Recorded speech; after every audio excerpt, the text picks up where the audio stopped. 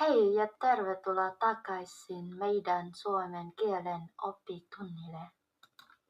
On jo kappale 5 ja tällä kertaa meillä on edessä todella herkullinen aihe, marjastus. Suomessa metsät ovat täynnä marjoja ja niiden poimiminen on tärkeä osa kesää ja syksyä. Oletko koskaan kokeillut? Tänään me opimme, miten nauttia tästä luonnon äärestä kielellisesti. Kuten sanoin, Suomen metsät ovat täynnä marjoja. Kuvittele, että olet kauniina kesäpäivänä metsässä ja näet polun värellä mustikoita. Siinä vaiheessa on yksi kysymys, joka on pakko osata. Se auttaa sinua, kun haluat tietää, onko metsässä syötävää. Onko täällä mustikoita? Tämä yksinkertainen kysymys avaa ovet marja-aarteisiin.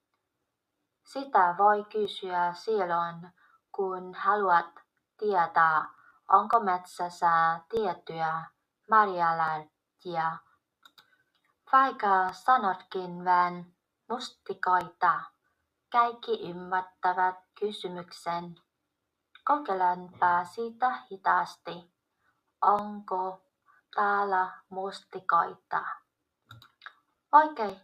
Toinen tärkeä asia on tietysti se, mitä olet jo löytänyt, jos haluat kysyä toiselta marjalta tai ystävältäsi, mitä marjoja hän on löytänyt.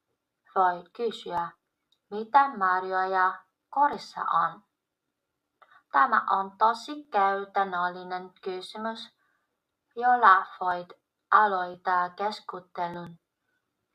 Kokeillaanpa sitä hitaasti.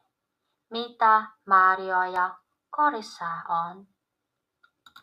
Tiesitkö, että Suomessa on jokamiehenoikeudet? Se tarkoittaa, että voit poimia marjoja vapaasti lähes kaikkialla Suomen luonnossa, jopa toisen maalla. Muista kuitenkin vain kunnioittaa luontoa, mutta jos luulet, että marjastus ei ole sinun jutuksi, muista vain nämä 2 tärkeää lausetta.